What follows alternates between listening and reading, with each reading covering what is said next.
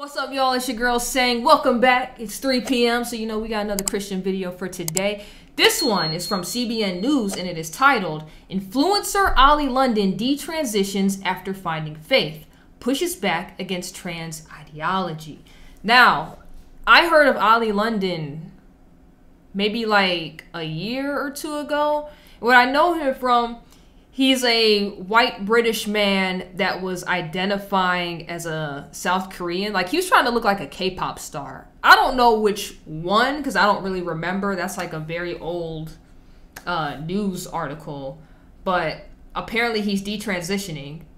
So is he also gay? Because I'm gonna be real with you, I don't remember. But let's get into it. This is a very short video. This is like right under 4 minutes. And let's see what they have to say about it. Offensive to women. A lot of women, take issue with what Dylan's doing, but I feel like Dylan has 8 million followers. There's so many kids watching that. They're very impressionable. They might want to change because they've seen their favorite TikTok star doing it. So I would just tell parents, kids should be careful on social media. They get very addicted easily. There's a lot of bullying on social media. I would just say to parents, just keep an eye on the kids. Make sure they're safe. They shouldn't be on TikTok all day. They should be out, playing soccer, reading books. So I would just say to parents, just keep an eye on your kids because there are a lot of people online that influence kids like this. Dylan Mulvaney is almost pushing kids to transition. Yeah, this is the guy, if you guys remember, in another video I was reacting to. He's the guy that's been a woman for like not even a year. Like, he's cosplaying as one. And in that video, I was just like, I don't believe this is real. This has to be a real life ongoing joke. Because in that video, he was talking about, oh, I have tampons, and he was showing them. And I was like, nah, this is a joke. Because he was doing everything that Mr. Garrison did in a very old South Park episode.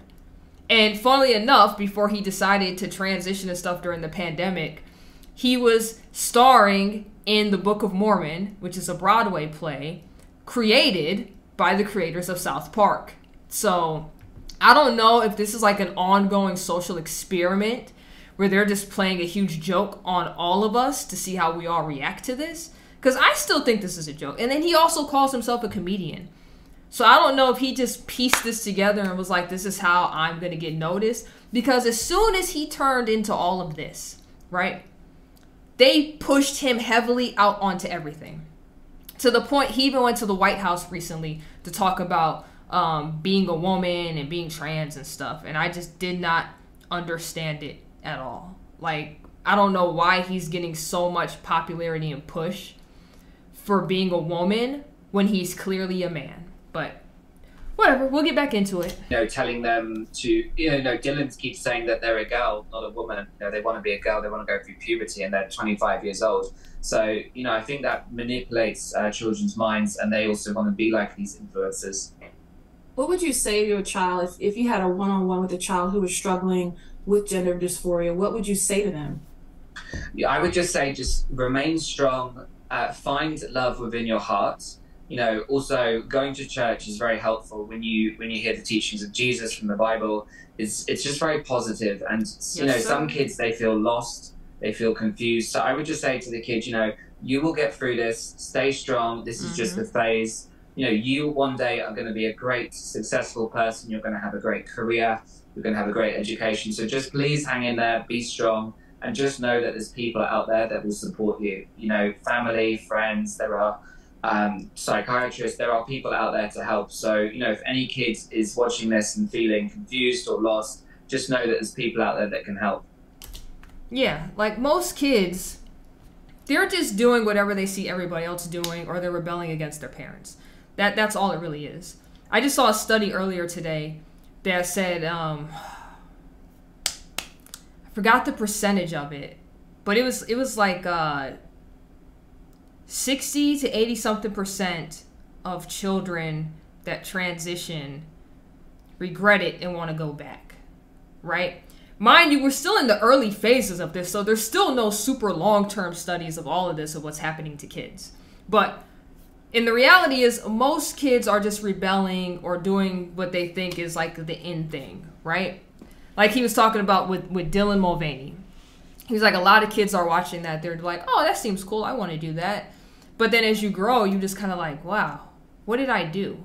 That's why it's so weird that they're pushing this so heavy onto children. And then I also just recently saw a detransition story from a kid in their like early 20s now, where they said when they were a teenager, they was like really hard up on their parents, like, I want to do this right now, blah, blah, blah. And their parents finally gave in and was like, all right, fine, we'll let you transition. Start putting them on puberty blockers. Then after 2 weeks, the kid was like, you know what? I don't want to do this anymore. I'm off it. And the parents were like, no, you said you're going to do this. You're going to stick with this.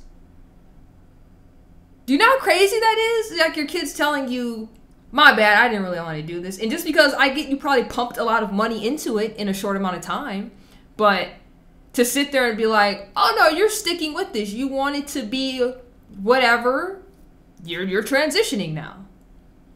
Now the kid is like an adult and they're just like, yeah, so I ruined my life.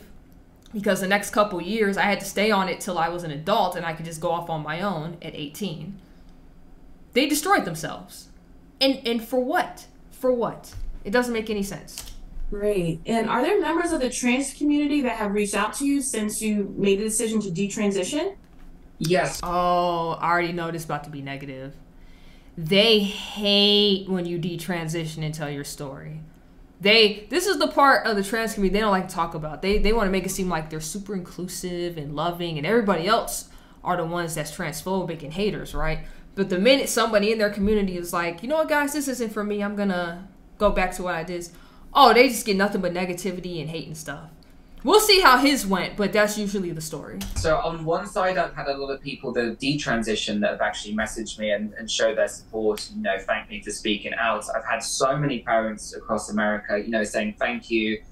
They've also shared their stories of their kids, you know, struggling with gender dysphoria. So I've had a lot of messages, but in terms of the hardcore trans lobby, the very, very kind of far liberal trans groups, you know, they have been really, really harassing me like nonstop on Twitter. I've had so many direct messages, death threats, harassment, you know, and it's just why would anyone want to do that hate, you know?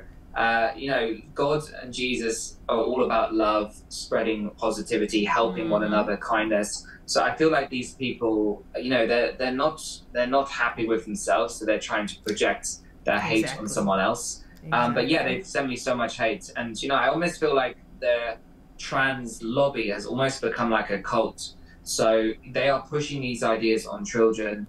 They are, you know, pushing this into the education system. And you know, someone like me, I left the trans community, and suddenly they attack me. They try to dehumanize me. You know, they call me names online. They compare me to some very horrible people.